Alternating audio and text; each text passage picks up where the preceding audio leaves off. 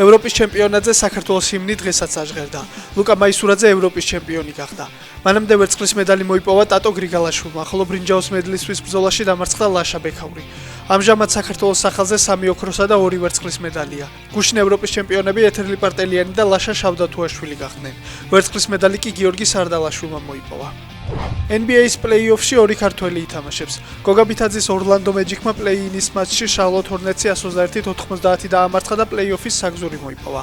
ბითაძემ თამაშში 15 წუთი გაატარა, გუნდს კი 7 ქულა, 4 დაფარება, 4 მოხსნა და 2 შედეგიანი გადაცემა შესწინა. მანამდე NBA-ის რეგულარული სეზონის შედეგების გათვალისწინებით პლეი-ოფის საგზური უკვე ჰქონდა მოპოვებული სანდრო მამუკელაშვილის ტორონტო რეპტორსაც. გიორგი გულიაშვილმა ლა ლიგა 2-ში კიდევ ერთი გოლი გაიტანა. რასინგმა რეალ სოსიედად B დაამარცხა და ესპანეთის ძირითად ლიგას მიუახლოვდა. კლუბმა 36 ტურის შემდეგ 68 ქულა დააგროვა და ლიგის ცხრილში პირველ ადგილს იკავებს. მიმდინარე სეზონში გიორგი გულიაშვილის ანგარიშზე 6 გოლი და 1 საგოლე გადაცემაა. რონალდო ჯუნიორი მამის კვალზე.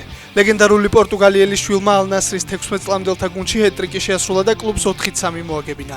სოციალურ ქსელში გავრცელებული ინფორმაციით ახალგაზრდა ფეხბურთელის შეძენით დაინტერესებულია ესპანური გრანდი მადრიდის რეალი, სადაც მამამისს მისი კარიერის ყველაზე მნიშვნელოვანი პერიოდი აქვს გატარებული.